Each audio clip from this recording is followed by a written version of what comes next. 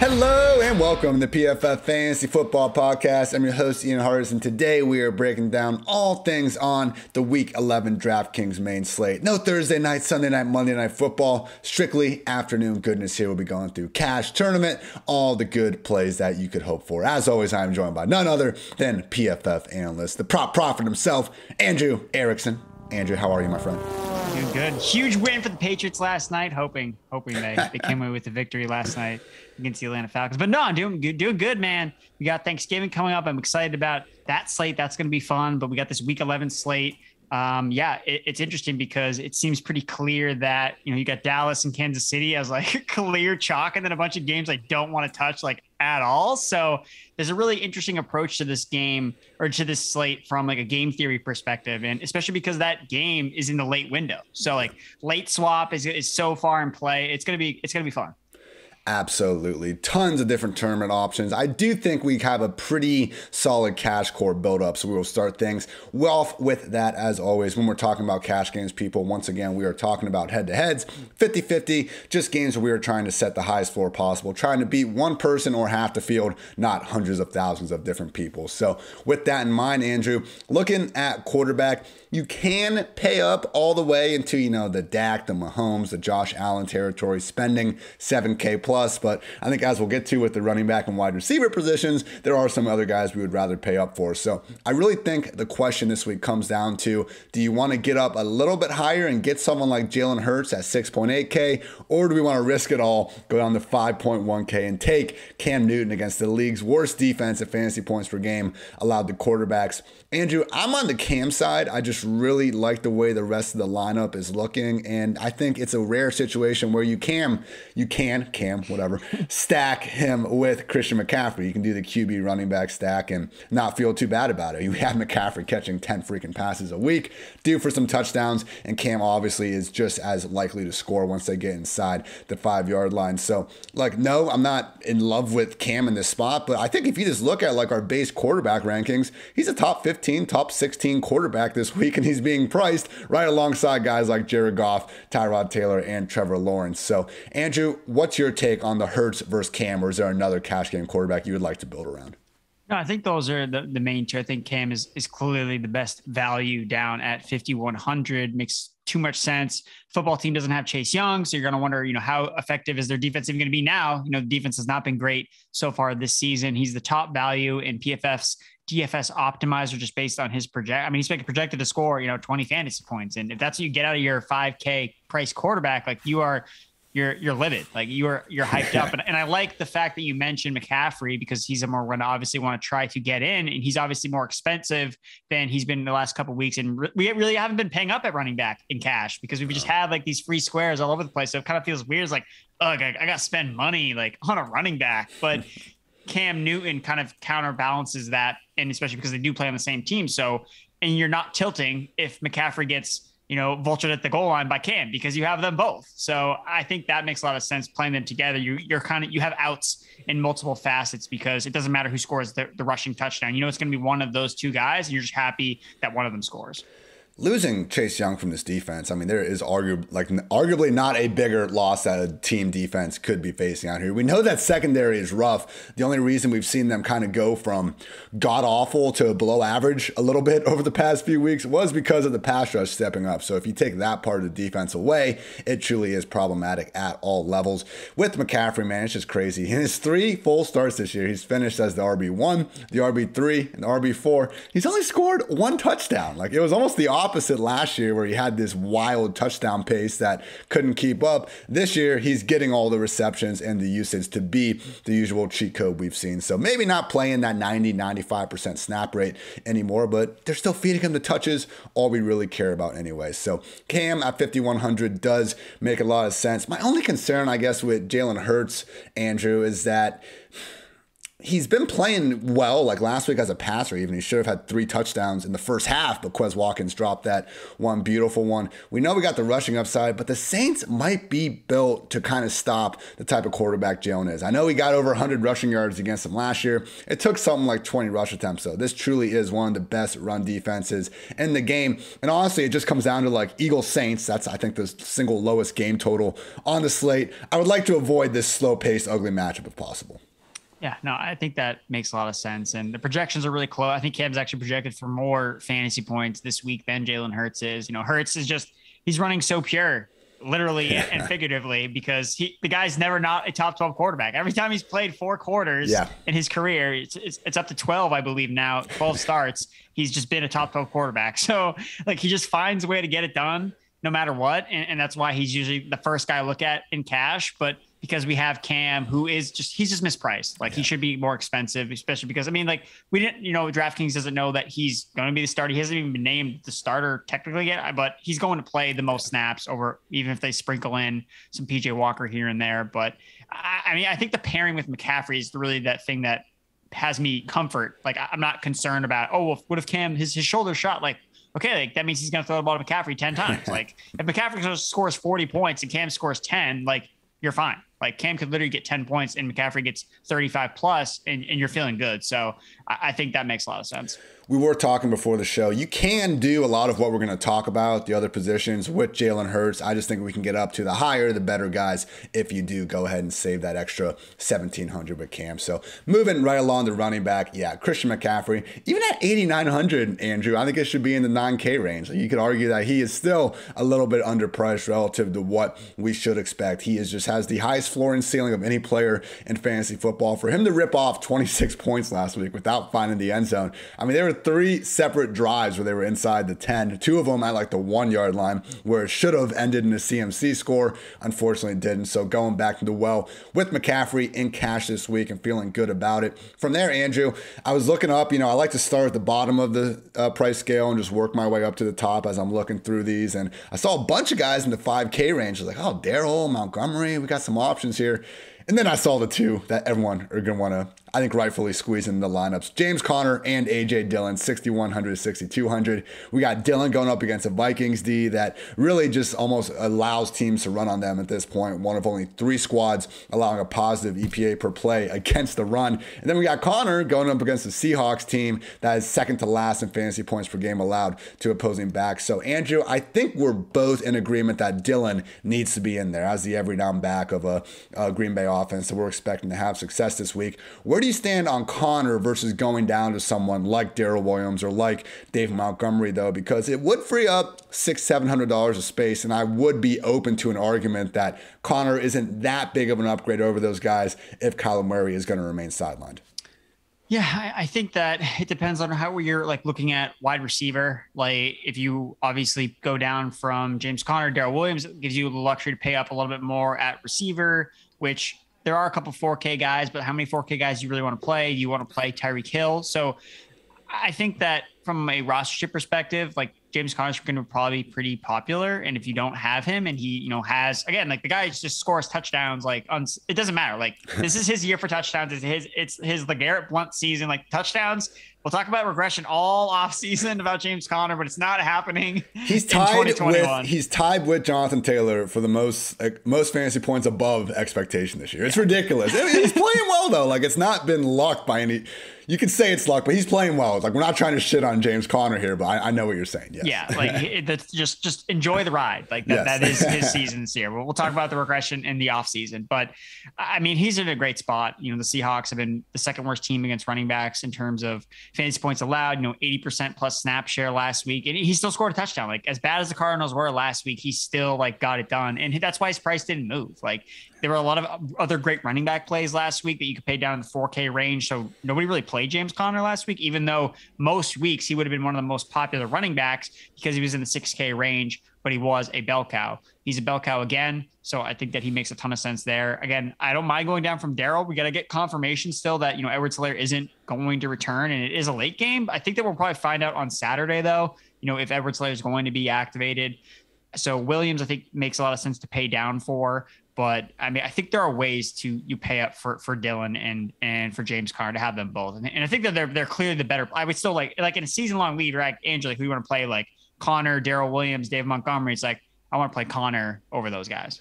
I agree. Where do we stand, though, on Darrell versus Montgomery? Because, yes, Dillon, Conner, I think there is a gap between them and these other two backs. But Montgomery, man, I know he had the bye last week, but he came off before the bye playing his usual 80% plus snaps. Khalil Herbert was not involved as a 1B. He was the clear backup. We didn't have Damian Williams in the picture, but we kind of saw earlier that Damian Williams, other than that kind of weird week one, wasn't going to come in and be that Tariq Cohen, like actual taking away every target type role. So for me, I'm a little more inclined to maybe go with David Montgomery over Darrell Williams at the same price point, particularly, Montgomery costs $100 more, but particularly if we can save some rostership. Maybe that's more of a tournament move. Again, I think we're fine going with Dillon and Conner anyway, but curious on your thoughts with Montgomery versus Williams straight up. I think that I still like Darrell a little bit more. The pass catching floor is higher for sure. The pass catching floor is higher. DraftKings PPR scoring, and I mean game environment. Like, I mean, this game is going to potentially go like off the rail, like bonkers. That's Dallas true. And Kansas City. So, I mean, Williams has touchdown equity. He gets goal line carries, especially if there's no Clyde Edwards-Helaire. They don't really use anybody else except Derek Gore on that one fateful drive on Monday Night Football. They featured Derek Gore, and I think that if you play Darrell Williams in the flex, it gives you some wiggle room. If your lineup doesn't do something, someone gets hurt or whatever, Cam Newton like just totally sucks, you can swap off Williams in the flex for one of these later guys in the afternoon slate to try to catch the field. And then you can swap to a wide receiver, playing in the late game. You could swap to T Higgins straight up. So you could have Higgins instead of Darrell Williams, you go 4 wide receivers. So again, whenever it's like close, like, well, who plays in the later game? Like, who can I adjust expectations based on what has already happened? So I guess I would lean slightly towards Darrell because of that reason.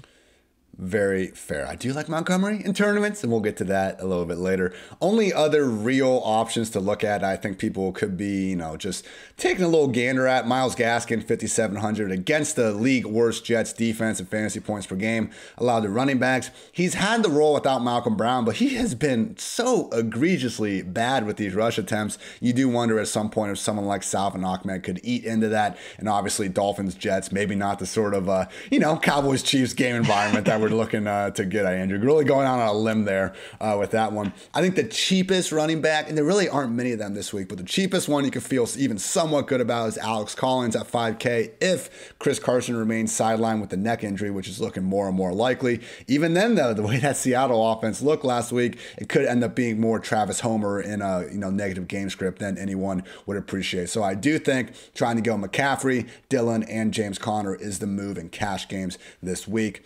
Andrew, at wide receiver, this is where we're going to be saving a little bit of money because we want to get up to either Tyreek Hill or Devontae Adams, whichever one kind of fits your cup of tea. I think Tyreek makes a little more sense since we're already going with A.J. Dillon. I know it's concentrated with Dillon being the lead back, Devontae having more target share than just about anyone. But, let's go KC and Dallas. Let's get this exposure, particularly if we're not going down to Darrell. So let's avoid the RB wide receiver stack if we can. Just take Tyreek Hill. I don't see anything wrong with that. And from there, Andrew, it seems like to save money, we got to go T. Higgins at 5,400 and then probably Michael Gallup at 4,200. We're feeling pretty good about both these guys. Higgins in particular, man, just in games straight up where it's been him and Chase active, which has happened 7 times this year, Higgins has one more target than Chase. Now, Chase, more air yards, better receiver, I think we can say. I'm not trying to say Higgins should be ranked ahead of Chase or anything, but clearly much closer, I think, of a disparity between them that will play out in the second half compared to the first. And then with Michael Gallup, immediately came back in to 3 wide receiver sets. Didn't have, the 80% snaps that you'd hope for, but that I think was more so due to the Cowboys just beating the piss out of the Atlanta Falcons and not needing to play their starters for the entire game. So Tyreek, Higgins, Gallup, Andrew, is that we're rolling with a wide receiver? Yeah, I mean, that's kind of the core build. I think that an honorable mention, if you are trying to pay up a little bit more at quarterback, maybe you could always go up to like Tua or something like that. Waddle is, you could exchange him with T. Higgins if you have some extra money. Waddle actually has a higher target share with Tua. Actually, a lot of his efficiency metrics are just significantly better with Tua than Jacoby. I mean, go figure, but he has a better quarterback. 24% target share versus 20%. And his average depth of target is like is twice as high. So Waddle has a higher ceiling with Tua, understanding they're playing the Jets, and the Jets are obviously terrible. Rashad Bateman is the other guy, so he's at 4,500. I mean, he's been a top 30 receiver in terms of real fantasy points per game, expected fantasy points per game. He's priced outside the top 40 guys. Bears defense has not been good against wide receivers over the last 4 weeks. So I think Rashad Bateman, again, if you have to play two like 4K receivers alongside with Gallup, I think Bateman, who's just really he's been steady Eddie. Like he's been fine playing him. If you've played him in DraftKings like the last couple of weeks, whether it's been on the showdown slate or just in cash in general, like he's delivered, every single week. So I think he makes a lot of sense if you need to find some cheaper options at receiver. I did see a note. I was trying to find the news. I believe, him and Marquise Brown didn't practice on Thursday. Marquise is dealing with the thigh. Bateman's was just undisclosed. So I know Lamar and I think the center, they've had an illness, non-COVID illness going around there. So wouldn't immediately sound the alarms, but just something to keep an eye on ahead of Sunday. With that, Andrew, again, we got Cam at QB, McCaffrey, Dillon, Connor as our running backs and flex, Tyreek, Higgins, and Gallup at wide receiver. Basically allows us to go cheap at defense and also tight end. I think we have two kind of key options at tight end, and those guys are going to be Cole Kmet at 3,400 or Gerald Everett at 3,100. I guess Adam Troutman's there, but I am really worried, man, that because he didn't lose them the game, but he lost them the chance to tie the game when he had the false start. Like, Payton, I won't repeat the words he was saying to him, but it was pretty clear when he watched the video. Like, Sean Payton was not pleased about Troutman there. I was more so on Troutman last week because Juwan Johnson had been a healthy scratch the week before. That didn't persist. He was back out there. So I really would like to stay away from Troutman in cash, but you can go Kmet, I guess CJ Uzoma, Gerald Everett there at tight end. This is assuming we're going down and getting a defense of 2,300 or less. So kind of out of that low 3K tight end group, Andrew, who sticks out to you? Yeah, I think I like Kmet the most. I think that, he has a 21% target share since week 7. Like that's third best among all tight ends. And he's like, we're talking about him as like a punt tight end. He's really like a legit, like good tight end to play in season long leagues this week, I think. So I think that he was the guy that stuck out to me the most. And we've been nailing these punt tight ends basically every single week, except for Will Dissly in week 2. So I think that we trust the process here. We chase the routes run, and Kmet, top 10 routes run per dropback rate this year. The matchup is there with the Ravens, third most fantasy points allowed to tight ends this season. So yeah, I think Kmet makes the most sense. And yeah, like Troutman, it definitely is a little bit more fringy of a play. He also saw his routes decrease last week because Juwan Johnson was active. So it was like 2 weeks ago, Juwan Johnson wasn't there and Troutman was up in like the 70% range. It dropped a little bit, and that's enough to kind of like get away from Troutman in cash. And I guess for Gerald Everett, I guess I'm just like the matchup's not great. Cardinals have been pretty good against tight ends this year, except for the 1 week that they played George Kittle. And the only other thing with him is like, I don't expect like Metcalf and Lockett to both like suck as bad as they did for a second straight week. So I'm like, I feel like that had to do with like him seeing 8 targets. Like Russ was like not connecting downfield. He's like, whatever, I'll just throw it over the middle. So I feel like I know Everett's usage was really good still too, but I think I want to get up to get that 300 to get to Kmet. That's what I definitely feel the best about. Everett got us there in week 10. We thank him for that. Like 2,600, we were all in on that. That's great. I do think Kmet is the play. Justin Fields and this Bears offense were looking far better 2 previous weeks before the bye. And even with Jimmy Graham, who, as we know, was not traded because he has no trade clause, even with Jimmy Graham being back in week 9, we still saw Kmet get 8 targets and a robust 77% snap rate. So this really isn't one of those like, Pat Freiermuth, Eric Ebron situations where like one guy comes back and it's like actually a 50-50 split. They've given Kmet the full down role all year long. It's just kind of Graham comes in for a few red zone looks here and there. So yeah, I think that's a good call with Kmet. That leaves us just a little bit of money to spend on defense, 2,500 in particular. Now, if something happens with the Lamar Jackson illness, he's had this happen so much this year. So yeah, I know. He just like gets sick and then he just like throws for 5 touchdowns. Yeah, so I'm expecting him to be out there. If not, you could go with the Bears defense at home at 2,500. I think that would make a lot of sense. Obviously, with Cam and McCaffrey, we're not really trying to play the Washington defense against them. Not feeling good about Minnesota against the Packers. Not feeling good about Kansas City versus Dallas, Detroit versus Cleveland, or Houston versus Tennessee. I think that gives us 2 kind of real options, Andrew. Jacksonville against the 49ers at home, or the Jets against Miami at home. And as much as I think the 49ers are better than the Dolphins, this Jacksonville defense, particularly the pass rush, is actually good. And Shaq Griffin, I think, is one of the league's maybe not most underrated corners, but he has been a quality corner over the past 2 years, going back to his time in Seattle as well. So, as you know, Jimmy G has a good primetime game, and everyone thinks this is the guy. But I don't know, Andrew. It's like that meme of the wrestler Sting, you know, taking off his mask, and he's just got the same mask on again. Like, Jimmy G is still who we thought he was. I'm not going to let one good game distract from the fact this guy was dead last in turnover-worthy play rate and big-time throw rate for the previous 9 weeks of the season. Jacksonville at 2,300, Andrew, should probably be our punt play defense of the week. Yeah, and I like them in tournaments too, because they're not getting a lot of steam in terms of projected rostership. And that's what we want. Like, you want the cheap defense that's not only like a good play, but also one that's like not being played a lot. Like the worst process in tournaments is playing a really popular defense, because again, defenses just, it's so random the way that it's scoring that it's really impossible to point out, oh, this high projected rostership defense is going to just smash. It just usually doesn't work out that way. So Jacksonville, again, Garoppolo is PFF's worst graded quarterback under pressure this year, and the Jaguars rank second in pressure rate. So like, give them some credit. They shut down the Bills 2 weeks ago. They shut down the Colts last week. Like, it looked like Jonathan Taylor was going to literally rush for like 500 yards after the first quarter. And I'm like, wait, what happened? Like, they're a better defense than people are giving them credit for. People just see Jacksonville like, oh, they suck. Urban Meyer, trash. He suck. Like, and that's not a fact. Like, back-to-back weeks of solid defensive performances are kind of they shut down the Bills, and everyone was just like, well, the Bills screwed up. It's like, well, you got to give Jacksonville a little credit there. Yeah, so I think Jacksonville makes a ton of sense at 2,300. I think that they're definitely, I'd rather play them over the Jets, because the Jets are just like, you look at the match, like, okay, like Jets, it's like, no, but the Jets are like legit bad. Like, I don't want to play, like, it's like when we played the Lions, like the last couple of weeks, it's like, okay, they got like 3 points. Like, it worked out, but it's like, there were better options available. I think Jacksonville kind of stands out. I think a lot of times when we see more conservative quarterbacks like Jimmy G, like Teddy Bridgewater, we just assume that they take care of the ball, even though that isn't the case with Jimmy G this year. He's had, you know, let's see, in his last 6 games, he has thrown 5 interceptions. He has had games where he's taken 4 sacks, 5 sacks, and he's also fumbled 5 times this year. So I get it. When they have all their weapons there, this offense can put up 30 points, but we're literally only 2 weeks removed from this guy tossing a pick and getting sacked 5 times against a Colt McCoy Cardinals team. So no, it's I'm also, not. West Coast team, East Coast game, 1 o'clock. Like, this like totally screams like trap game for the 49ers. Oh man.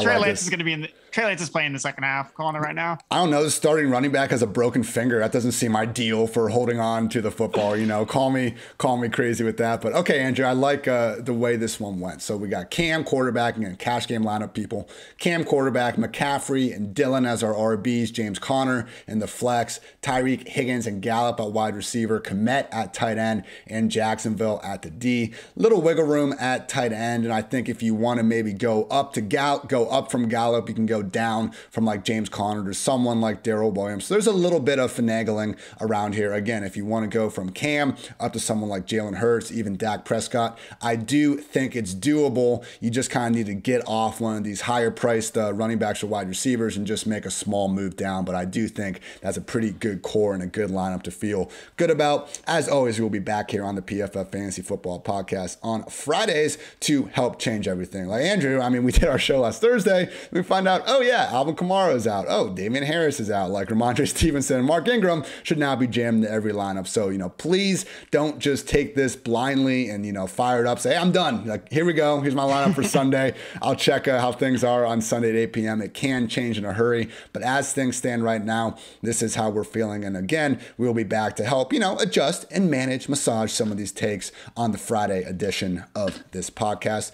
Let's get some tourney talk, though, Andrew. Always a little bit different. Now we're trying to be contrarian, go after some guys that maybe the rest of the public isn't on quite as much, and go ahead and try to take down one of these large field tournaments. So over at the QB position, I see that, you like Dak, Lamar, and one I think in particular that could be a great play this week. Joe Burrow going up against the Raiders D, playing more cover 3 than just about anyone. And don't look now, Joey B been pretty freaking fantastic against that coverage. Oh, baby, yes. Joe Burrow, PFF's 4th highest graded quarterback against cover 3 defenses this season. I like him a lot. And I think that, again, I talked about this at the top, where there's so much ownership on this Dallas Chiefs game in the late window. So I think it's really smart. The way to approach this slate is to pay attention to the guys you play in the early window And if things don't work out your way with the terms of the chalkier players you play or the players that you play that are less rostered, then you can swap. Like you can go into this week with all Dak lineups, all Mahomes lineups, like ready to like eat so much, be a chalk monster. And then you just pivot. You're like, oh no, I'm going to pivot. I'm going to swap off of Mahomes and go down to Burrow, and then swap off CeeDee Lamb and go down to Jamar Chase and like have a Bengals stack. Like you can do this in a lot of different ways. So I just think that Burrow makes a ton of sense. He's at sub 5%. Raiders are ranked third in fantasy points per game allowed to quarterbacks over the last 4 weeks. No one's going to play him just because we want this Dallas Chiefs game. And rightfully so. Like that's the game that's going to shoot out. But we've seen Derek Carr be good enough to at least push the other team. So I could see this game having some good pace, some passing yards. I mean, if you look at the passing yards props for Derek Carr and Joe Burrow, it's pretty high. Like it's not as high as Dak Prescott and Patrick Mahomes, but it's up there. So in a slate where there's really not that many great games that look like they're going to shoot out, I think that this game is probably the one that may get overlooked, which is why I like Burrow. And I really like Chase a lot too. Like Chase, we know he could break the slate as a guy who can put up 30 points. And I mean, he's at sub 10%. So if I can get a Burrow, even with Higgins too, like a Cincinnati Bengals stack at under 10%, like sign me up. Well, it looks like Higgins is going to be the chalkier guy, which I get. That's why we have him in cash, and it makes sense. He is underpriced at 5,400 for sure. But this is a great opportunity in tournaments to just easily get off of the chalk, go with Burrow, go with Chase. If you want to throw Boyd in there or Uzoma, that's fine. And you can always bring it back with Waller or Hunter Renfrow on the other side. So I think the game environment is a great point because we have Cowboys Chiefs at 56 points. That's the highest game total of the week. You got to go all the way down to 50, though. And then we have Colts Bills and Bengals Raiders sitting right there. So this really, I mean, if Cowboys Chiefs duds, it's possible. We have seen the Chiefs look awfully mediocre aside from one game against the Raiders who refused to play anything other than the defense that, got them there in the first place. Wouldn't it be shocking if the Bengals and Raiders end up really shooting out and being the week's highest scoring game by any stretch. So I like that call a lot. Last other one I would want to really hit on, I think Aaron Rodgers in a bounce back against a Vikings defense that I still think we're waiting to see someone just absolutely shred makes a lot of sense because let's not forget, everyone, this Vikings defense, they really were better this year because of compared to last year because Danielle Hunter was back. They were able to get their pressure rate back into the top 5 after being one of the league's worst defenses in that last year. And what's happened really since they've lost Danielle Hunter against those Cooper Rush-led Cowboys? Lamar Jackson goes bonkers in an overtime win for the Ravens, and he, I think, worked as the QB1 that week. And they played the Chargers, who are refusing to let Justin Herbert throw the ball even 20 yards downfield these weeks, and they managed to get away with that. But I think Rodgers, someone that we haven't seen have, that 300-yard, 3-touchdown blow-up in a minute. Dude threw 7 combined touchdowns against this defense last year. And again, without Danielle Hunter, you could argue it's an even worse version right now as it stands. So Rodgers, Adams, bring it back with Jefferson, Dillon, whoever. I do think there's a chance that this Packers-Vikings game is a little bit higher scoring than it's getting credit for at the time. Any other quarterbacks you really wanted to go over, Andrew? I know you might have a couple things about Dak and Lamar, but they're kind of always on the GPP radar. Yeah, I think that Dak or Lamar makes a ton of sense. I mean, he's not going to be as popular as the other guys we mentioned, and he can score so many fantasy points. I know like Josh Allen's actually getting just kind of looking at the top tier quarterbacks that aren't playing in like the most obvious shootout. Josh Allen is actually getting more steam than Lamar Jackson. They're both priced over 8K. And I just prefer Lamar over Josh Allen. I actually, it's tough because you got to like really pick your spots with these top tier quarterbacks because we all know they're good. We all know they can score 30 to 35 points. But what was interesting about Allen, at least I found out about, just looking at, the scheme of the Colts. The Colts also run a lot of heavy cover 3. And that's where Allen has really not been great against cover 3 this year. 77.4 passer rating versus cover 3, ranks 29th out of 35 qualifying quarterbacks. So look, we got to make a decision. So I have to make a choice on, okay, like why should I not play Allen? And this is why. So it's also hard to figure out who to stack him with. Like, okay, is it going to be a Beasley game? Is it going to be Sanders, like Diggs? Like we don't know. It's really hard to pinpoint where with Lamar, Hollywood Brown, Mark Andrews, like sick. Like it's really easy. And those guys are all cheaper than the Bills pass catchers. So I just prefer Lamar straight up over Josh Allen. Moving on to some running back talk. One guy I'm seeing that's pretty low, maybe because he's got Nick Chubb right above him. He's got DeAndre Swift, Joe Mixon a little bit below him. Ezekiel Elliott, though, sitting there at 7,700. Yeah, he's on the road, but this Chiefs defense, if there is one thing you can definitely do against them, it is run the football. We've seen this over the years, just the way they play. They are very content to let teams not throw the ball and run the ball accordingly, which more times than not is fine. But, you know, we kind of saw this when a similar defensive philosophy, the Chargers are playing teams like the Browns and the Ravens. Like, that strategy is fine until you face one of these few teams, and the Cowboys are in there, that are so explosive and good running the football that you really can't just let them do that. So Zeke, you know, coming back from the knee issue, he didn't look maybe 100% last week, but I think the only reason his usage was down was because it was a situation where, again, the Cowboys were up 36-3 or something at halftime. So if this is a competitive shootout, there's no reason to believe that Zeke won't be seeing 20 plus touches in a game that, hey, if he scores multiple touchdowns, as he's prone to do, nobody would be surprised. So going with Zeke here against KC, and maybe the Cowboys are just able to get up against the Chiefs team that, let's face it, has been worse than the Cowboys for the season as a whole. I know the potential, I know the upside, and I'm not saying this is the most likely route. That's why we're looking at it in tournaments. So Zeke, probably my favorite higher price tournament option of the week. From there, I think it's just kind of a few notes to maybe get off of some of these chalky guys. Again, we got Dillon, we got Connor in that 6K range. You don't have to go down far to find guys that still have upside and are going to be cheaper and also accordingly lower owned. Michael Carter at 5,800, Myles Gaskin 5,700, David Montgomery 5,500, and Darrell Williams 5,400. I know Darrell might have a little higher rostership than those guys, but still, we're getting off the main chalk to guys that still have, you know, borderline 3-down roles. They do have that in Montgomery's case, and they have the sort of pass catching chops that we want to look for on DraftKings. Final note, if you really want to get cheap, the only guy I think I see, Andrew, below 5K is Nyheim Hines at 4.3K. They've just been keeping Jonathan Taylor on the field a lot, though, so I'm not even really too far in on Hines, but I just think it's more a testament to the fact that we have no low-priced running backs this week. So those guys in the 5K range might actually be your best bet of building a little bit, more of a contrarian lineup. You go really as far down as you can go at running back to pay up a little bit more at wide receiver, while I think people are looking a little more at the opposite approach in tournament land. Now, Andrew, I do see you got some takes here. Josh Jacobs, D'Onta Foreman. I like him, my friend. Tell the people why. Anytime there's a low roster Titans running back playing the Houston Texans, I just feel obligated to play that player in tournaments because it's just a tried and true approach. Like anytime the Titans play the Texans, they just literally run the ball down their throats. Now, a lot of that has to do with Derrick Henry being the running back. That's no longer the case. D'Onta Foreman has looked to at least like slightly edge out Adrian Peterson. So yes, it's obviously a fringier play, which is why it's for tournaments and not necessarily in cash games. But it really wouldn't surprise me at all if Foreman, dominates the touches, breaks off a big run or two against a bad Texans defense. So he's cheap. Like, a lot of 4K running backs, we got to play them last week. It was a embarrassment of riches at the cheap running back position. We don't have it this week. So Foreman maybe can be one of those cheap running backs. And then Josh Jacobs, he's kind of like the pivot off of the two other really popular 6K running backs. So the Dillons and Connors, Josh Jacobs is right there in that range.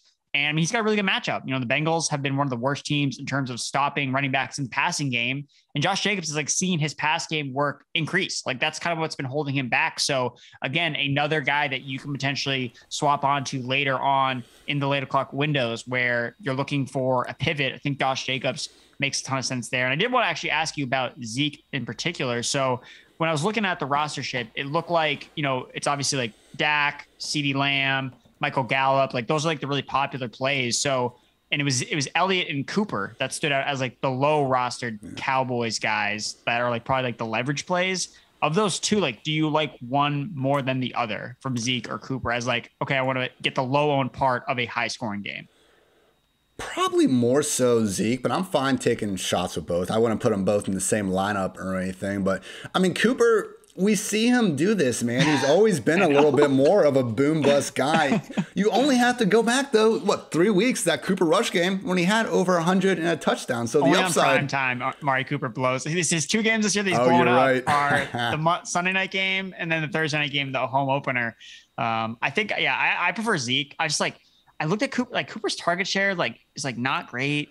They kill everyone though in a lot of these games, and we're seeing CeeDee Lamb even not have that crazy target share. Now, CeeDee Lamb, better than Amari Cooper. We are seeing that. He's better than maybe all but 5 or 6 other receivers in the NFL at this point. But Cooper's still pretty awesome, man. So, I remember before the year, I had Cooper ranked higher because I thought the targets would still go to Cooper. And I think they have been pretty close still, but Lamb has obviously overcome that with flying colors. But for a 1-week game, let's go with Cooper. Why not?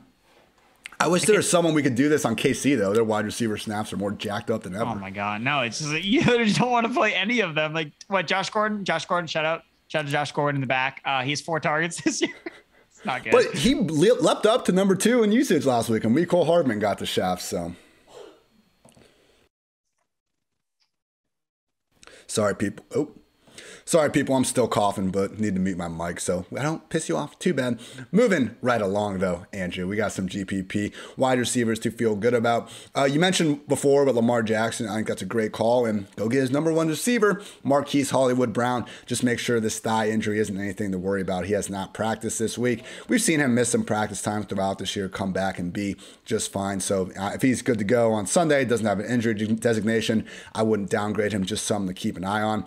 Also, talked about maybe not putting too much stock in the one bad game from Aaron Rodgers. I think the same applies to these Seahawks receivers, DK Metcalf, Tyler Lockett, the most unrealized air yards in the entirety of week 10. And they're going up against a Cardinals secondary that I still think is pretty man. We saw last year Tyler Lockett go absolutely bonkers against them because I didn't think it was a correct reason, but Russell Wilson, as we saw throughout his career, I think really was prone not to target Patrick Peterson because, for the early parts in Russ's career, Peterson was one of the best cornerbacks in the league. We saw Metcalf cook him several times. This was never a situation where Metcalf couldn't beat Patrick Peterson's coverage. Either way, Peterson's out of the picture, period. So I do think that Metcalf could finally have a chance to blow up against this Cardinals defense. It's just always a matter of targets for Metcalf. I don't think anyone can guard this dude one-on-one in the entire league. We saw that when he beat your ex-boy Stephon Gilmore early on last season. I think my favorite play, though, Andrew, might be Michael Pittman at 6.1K. The biggest thing for him, we were just talking about it with Amari and Metcalf a little bit, it just comes down to volume, everyone. And for Pittman, it really just has been game script over the past 2 weeks. He's caught 10 of his last 11 targets for, 135 yards and a score over the past 2 games. He's been playing great. We just haven't seen him get overloaded with targets because in 3 of their last 4 games, they've won comfortably by double digits, save for the Jaguars game that they were still pretty, up heavily and not too worried about for the majority of that game. The only one in between was their only competitive game against the Titans, and Pittman got fed 15 targets in that one. So I know this Bills defense, they're number 1 against quarterbacks, running backs, and wide receivers in fantasy points per game allowed. They have been a juggernaut, but Tre'Davious White doesn't shadow number 1 receivers. So we have Michael Pittman as the undisputed number 1, hopefully seeing more volume than he's been in the past, which really has been the only problem with him. So I get it. We're not going with him in cash, but in tournaments, anytime we have a good wide receiver that I think we could see get double-digit targets in a matchup that, hey, I think he can win it. I think he's good enough to get it done. Those are the types of guys I'm looking at in tournaments. So Michael Pittman at 6,100 is someone that I will be shoving in some tournament rosters. Final notes is that, again, if you want to go cheap at wide receiver, it is easier to do that than at running back. Corey Davis, 5K, Ayuk, 5K, Tyler Boyd, 4.8, even getting gross, Marcus Johnson, 3.5K, and Quez Watkins, 3.7K. Might be a little point chasing with Marcus Johnson, but hey, Andrew, it is the Texans after all, so can't go too wrong when you're playing anyone against that defense. I see you're on the same page with me with Tyler Lockett, Hollywood Brown. But man, Andrew, I guess with these injuries, we got to look at it. Tell me about Sammy Watkins. No, it's not. No, it's Quez Watkins still. Thank God. Okay, I was about to be like, what the hell? No. It's definitely still Quez Watkins. I'll add. No, I'm not. I can't. I would not be able to look at my parents if I played Sammy Watkins in any type of format that I was. Sorry, Mom. I can't come home for Thanksgiving this year. I played Sammy Watkins in tournaments last week. Yeah, I like Quez Watkins. I do like Quez Watkins, though. I know you mentioned him. I will add a little fuel to the fire. So, again, Dallas Goedert, we know he's dealing with a concussion. We'll see if he suits up. Even if he does, we saw Quez Watkins have a 26% target share last week. Same as Devontae Smith. He's clearly kind of asserted himself as the number 2 behind Devontae Smith. He's kind of pushed Jalen Reagor out of the lineup a little bit. And look, who popped off last week against the Saints defense? it was Marcus Johnson. Like, it was the exact same play. So in a world where we kind of see this happen a lot where, and it didn't necessarily play out this way. We didn't really see Marshawn Lattimore like lock down AJ Brown. But we could technically see that play out in this game where Marshawn Lattimore does play a little bit more on Devontae Smith. We see Quez Watkins get involved a little bit more. He ran around on 92% of Hurts' dropbacks last week. He saw 2 deep targets, and obviously you talked about just the massive drop he had. Like, if he caught that pass, he'd probably be over 4K. Like, his price would just be higher. So look, we want to chase the air yards. Quez Watkins, I think, is an explosive player, and the Saints rank second in deep ball rate faced this season. So Quez Watkins, I think he's underrated. I think that if you're going to play Hurts, even if you play Hurts in tournaments, I think that Watkins can be the simple stack that you make, just 2 players, because it's a boom or bust play. And I think Watkins has the upside in this matchup. Matchup's good. He's getting good usage. So all signs point to Quez Watkins, not Sammy.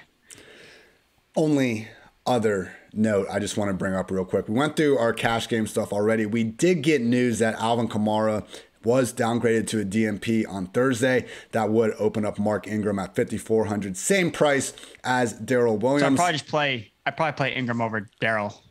Yeah. But do we even worry about it still? Do we just keep, because we weren't going to really roll with Darrell probably anyway. Like, would you want to get off our current build just so we can have Ingram in Philly? I don't know, because Connor, McCaffrey, and Dillon, like, I'm ranking all of them ahead of Ingram regardless, Mm-hmm. Well, it'd be dependent on if we can get who the receivers. So it's Gallup, Higgins, and Hill. Yeah. So if we take out Connor and put in Ingram, that'd be the move. I guess we'd be trying to upgrade from Gallup. Let's see what we could kind of do here. That would leave us with only like 5,100. Yeah, I mean, it's entirely possible. It's like no one to like really like if there really is anyone like, oh, like this is a significantly better upgrade here, then okay, let's do it. But if not, then yeah, I mean, they're all going to kind of Ingram, Connor, like you said, like you're going to rank those guys ahead of Ingram anyway. So if you can't really find a spot where it feels good to move up, I mean, I guess you could move off of Cam and get a better quarterback, but I think that you're still kind of priced out based on where he is. I mean, you can move up to like Tua. It's like, well, probably just play Cam, or like Fields, like just play Cam. Yeah, I think Ingram, like Darrell, is a viable cash game bag. And if you don't want to put him in there, I don't think you necessarily have to. Last week, it would have been, again, I think we all saw Stevenson, Ingram, and our other guys just really getting that cheap running back discount. 5,400, not really quite the same, I think, there. So, all right, Andrew, before I get too far off topic, let's finish things off with some tournament tight end options.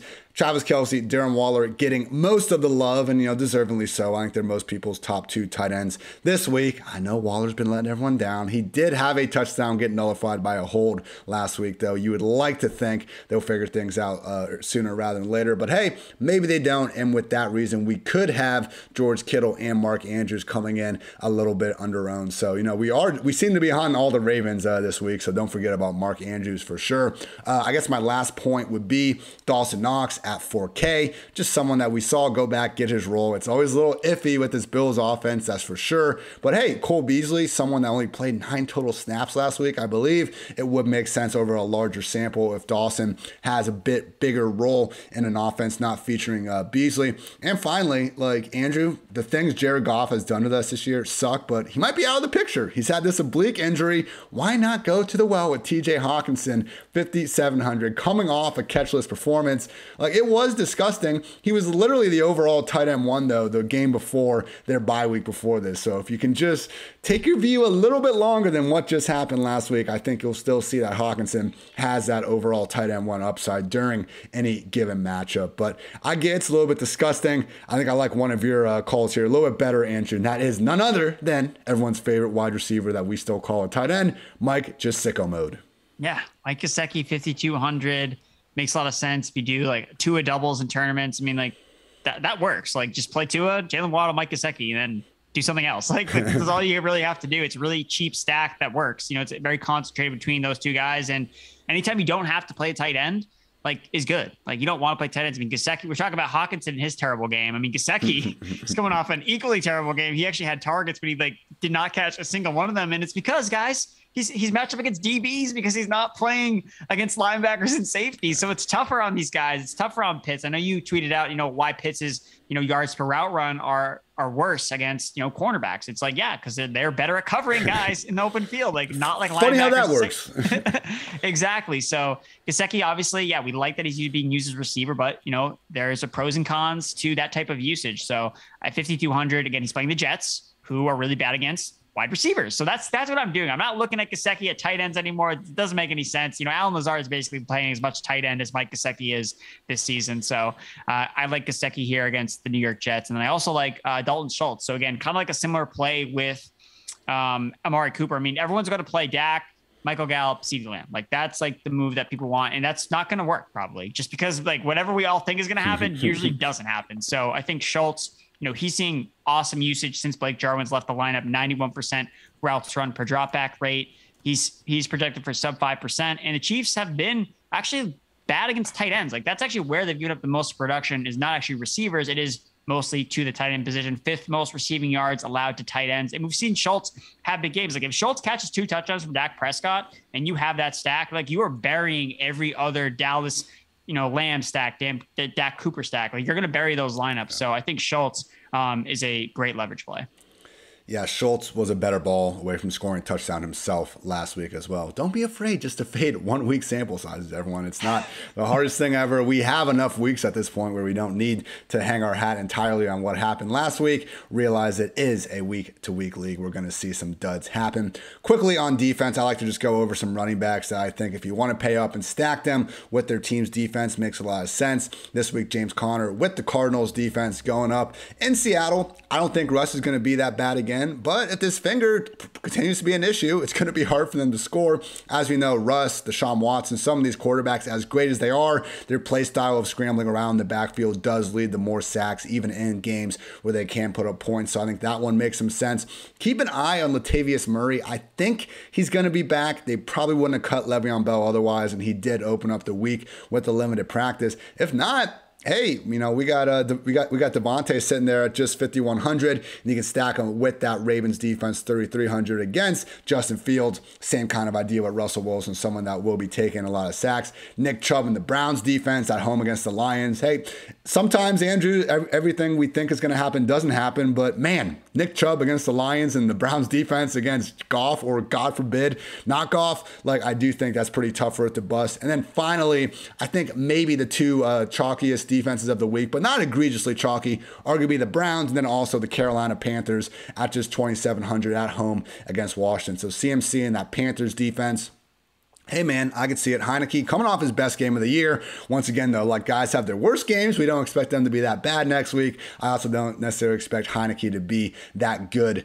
this week moving forward as well. And with the Panthers, man, if you just look at EPA per pass play and run play allowed, the Bills are clearly number 1 in the league. But in terms of overall defense, particularly now with Gilmore out there, I think Carolina has as good a case of anyone as having that number 2 D in the league. So Connor and the Cardinals, Devontae and the Ravens, Chubb and the Browns, CMC and the Panthers. Anything else you got to say about the defenses, Andrew? I know we talked already about Jacksonville and the Jets being the better salary savers at the position. Yeah, I think that the Bills are interesting at 3,200. So they're not really popular at 4% in terms of rostership projections. And I mean, they're the best DST in fantasy football. They've scored the most points because their defense just destroys bad quarterbacks. And look, is Carson Wentz a bad quarterback? No, but we've seen him have bad games and kind of implode at points. So he still turns over he has a lot of turnover where he plays. He hasn't really turned over the ball that much, but that could just mean maybe he's due for a couple interceptions or something like that. So it would make sense that would happen against one of the best defenses in the NFL in the Buffalo Bills. So anytime I can play like a legit good defense and a good matchup that's not chalky, like I will do that. So you don't have to pay up a lot for them either. They're at 3,200. So they're kind of that middle price range that I kind of think is a sweet spot. And I mean, it's the Bills defense. Like, I don't feel bad about playing like, oh, like can't believe I played Bills defense against the Colts. Like, what was I thinking? Like, no, I think it's a good play. Yeah, this stretch that the Colts have actually been able to play here in recent weeks is pretty shoddy when you look a little bit closer, Andrew. Jaguars, Jets, Titans, 49ers, Texans, Ravens, Dolphins. I mean, it's not one atrocious team after another by any stretch, but Carson Wentz certainly not back to MVP levels. It's good to see he's not at the 2020 version of himself either. Just realize whatever exists in between that, the guy we're seeing right now, certainly not, completely incapable of blusting. I like that call. Buffalo Bills, 3,300.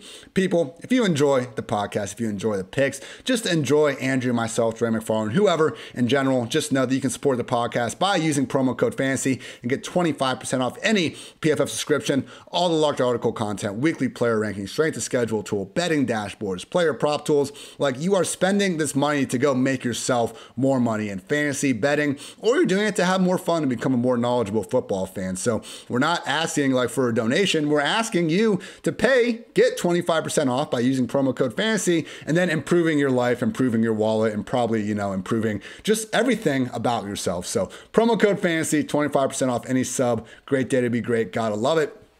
And also, Manscaped just launched new products, including their all-new Ultra Premium Body Wash and a 2-in-1 shampoo and conditioner. It's time to give yourself or someone who needs it the gift of beautiful skin, hair, and balls this holiday season. Get 20% off and free shipping with the code PFF at manscaped.com. What a deal. 20% off with free shipping at manscaped.com and use promo code PFF. Also, people, football fans who's ready to score some free bets, now you can when you bet on any NFL game this week with DraftKings Sportsbook, an official sports betting partner of the NFL. New customers who bet just $1 on either team to score can win $100 in free bets. When a team scores, you score. Download DraftKings Sportsbook app now. Use promo code PFF. Bet $1 on either team to score and win $100 in free bets. If they score, you score. A promo code PFF this week at DraftKings Sportsbook, an official sports betting partner of the NFL. Must be 21 or older. New Jersey, Indiana, Pennsylvania only. New customers only. Minimum $5 deposit, $1 wager, one per customer. Restrictions apply. See DraftKings.com/sportsbook for details. Gambling problem? Call 1-800-GAMBLER. And also, whether it's football success or financial savvy, the right questions help set the stage for winning strategies. Western and Southern is teaming up with PFF's very own Cris Collinsworth to share insights that can help put you ahead on both your fantasy and financial scoreboards. You can submit any financial or football questions at westernsouthern.com/askchris. One more time, that's westernsouthern.com/askchris. If you're watching on YouTube, check out the link in the description below, and he will be answering those on the Cris Collinsworth podcast each and every week. Remember, with Western and Southern, you can rest assured on game day. Andrew, it's time. Stack of the week. And also, we got the prop profit coming in. But before we get to your props, let's go with the favorite stack. I mentioned it briefly, but hey man, Rodgers, Davante Adams bringing it back with Justin Jefferson. It's going to cost you, but I think it could help create a little bit difference in your lineup, and it is something where credit to the Packers defense. They've allowed 34 points over the last 3 weeks to Kyler, to Russ, and to Mahomes. I still don't think they can stop Davante Adams, mostly because I don't think anyone can stop Davante Adams when him and Aaron are tuned in. So Rodgers, bring it back with Jefferson on the other side and go get arguably the most target hog wide receiver in all of football, as everyone is instead going after their running back. So what is your favorite stack of week 11, Andrew? Yeah, this stack I may not even play, in the early window, but then I may just swap onto it because I'm going to be buried, after everything goes wrong in the 1 o'clock game. So I'm going to go with Joe Burrow, double stack him with T. Higgins and Jamar Chase, and a guy we didn't talk about today, but Bryan Edwards, 4,100 on the Raiders. Michael Gallup's going to be really, really popular, and 4,100, that's the pivot you want. So if you are not cashing early on, you need to get off Gallup, and Edwards, $100 less is a good price point that you can pivot to. So in tournaments, we'll go with Bryan Edwards. Now, for the main event, everybody. The prop profit, he's 11-6 on the season. He told you Dan Arnold over 38.5 yards last week. That was easy. Stephon Diggs finally decided to blow up. Got just a few more than the 85.5 receiving yards, but I thought the process was more than fine. Diggs had 13 targets. Nobody else had more than 3. Hey, we probably knew that was going to happen at some point. I don't think there was a big reason to necessarily expect it was going to be week 11 of all weeks. But whatever, Andrew. 11-6 on the year. What do you got for the people this week? I mean, how ironic is it that the guy named Diggs just gives me a shovel to bury my own grave on? And then when I take the under for the first time all year, it's okay, well, we're moving on. Enough of these unders. That's lame. So I'm going to go with over Christian McCaffrey, 49.5 receiving yards. Basically, if if McCaffrey just doesn't get hurt, like I don't really see how he doesn't hit the over on this receiving line. So he has played 4 full games this year. He's been over 54 receiving yards in every single game he has played fully, except for week 3 when he left with an injury. He had only 2 catches for 9 yards. I mean, look, we talked about his snaps being down, but his touches really are not. Like they're just basically not. Like when he's on the field, he just gets the ball. Like that's what they're doing. So they're limiting his snaps to kind of take wear and tear off his body, but they're not really limiting his touches. So again, he's been targeted on 43% of his routes over the past 2 weeks, second highest rate in the NFL. Like, yeah. So McCaffrey, I just don't see how he doesn't get here unless he gets hurt. And if he gets hurt, well, you're probably going to lose any prop with him anyway. You're going to lose all your money in cash. Like it's just a disaster. So CMC, just please stay healthy. And then we can win this prop. The next one is an over on AJ Dillon. 65.5 rushing yards. Again, you've talked about how the Minnesota Vikings defense is not one to be feared. We know that AJ Dillon's going to receive the majority of touches in this backfield. We know that the Green Bay Packers like to run the football. So, I mean, anytime AJ Dillon has seen at least 12 carries in a game, like he's shot way over the 65.5 rushing yards prop. So I think that it's way too low. The line is still not moved somehow. I don't know how many times I bet the over on it. I'm still surprised. I check in and be like, how is this not moved yet? And yeah, so AJ Dillon over 65.5 rushing yards. I would like to mention, like, I would have been on a Jordan Howard under, but the line just like plummeted down. Like it opened at like 50 yards and everyone was just like pounding the under on Jordan Howard versus Saints. So now it's at like 37. I'm just like, you know what? I missed the great number. So I'm just gonna avoid this for now. So yeah, I mean, if you can find a Jordan Howard line that's like high somewhere, then yeah, just take the under on that. But yeah, AJ Dillon over 65.5 rushing yards, and then over on Christian McCaffrey, 49.5 receiving yards. Like both those called. Vikings, soft defense. Dillon, second in the NFL in percentage of carries to gain at least 2 yards after contact. Only Derrick Henry has a higher PFF rushing grade over the past 2 years, minimum 100 carries. Dillon has been fantastic with his opportunities, about to get more than ever this week. And also that CMC over 49.5 receiving yards. Maybe they're worried about the switch to Cam, but like he averaged 54 receiving yards per game in 2018, back when Cam was his quarterback. You have to go all the way back to his rookie year to find the last time he didn't average more than 49.5 receiving yards per game. Even then, he was at 40.7. I do agree that line is a little bit too low. Good stuff, Andrew. People can find your start 'em, sit 'em column, your high leverage usage, DFS cheat sheet, on PFF.com. Anything else you want to get off your chest, my friend? Yeah, anytime the DFS cheat sheet doesn't work, it turns into the DFS sheet. I like it. When I go back and review, I'm like, yeah, well, that did not work. Sheesh. So yeah, no, I mean, yeah, I'm on Twitter at Andrew Erickson _, on TikTok at Andrew Erickson _, and yeah, everyone enjoy week 11 and get hyped for Thanksgiving week. That slate's gonna be a lot of fun to play. It was giving me flashbacks. I had to take like speech therapy classes when I was a kid. I couldn't my tongue didn't work. My mind moved too fast for my mouth to catch up. And we did the she sells seashells by the seashore, and cheat sheet was putting me right back in that hell, Andrew. So appreciate you for that. But you know what, people, we overcome, we learn how to talk, and then we talk about fantasy football all day. So great day to be great. As always, go check out Andrew's stuff on PFF.com and TikTok as well. Always giving you loads of good info on that. I tried to start on with PFF Lily. I've just been lazy with it. Sometimes I try to, expand. I'm like, oh, I'll start doing all these new things in my life. And then it just always comes back to fantasy football and just focusing only on football. And days like today happen, Andrew, where my energy power company is like, yo, you got to pay your bill. We're going to shut off everything you own tomorrow if you don't do it now. So maybe priorities, Andrew. Get more into the TikTok game and paying my energy bills. So sorry, Duke Energy took care of it. So anyway, more information than probably the people needed. But that's what you can get here at the end of some of these editions of the PFF Fantasy Football Podcast. As always, you can find my QB predictions, wide receiver, cornerback, and tight end analysis, breaking down all 32 backfields in my favorite article each week. That is always free, the Mismatch Manifesto, all at PFF.com. So thank you as always for tuning in. For Andrew, I'm Ian. Until next time, take care, everybody.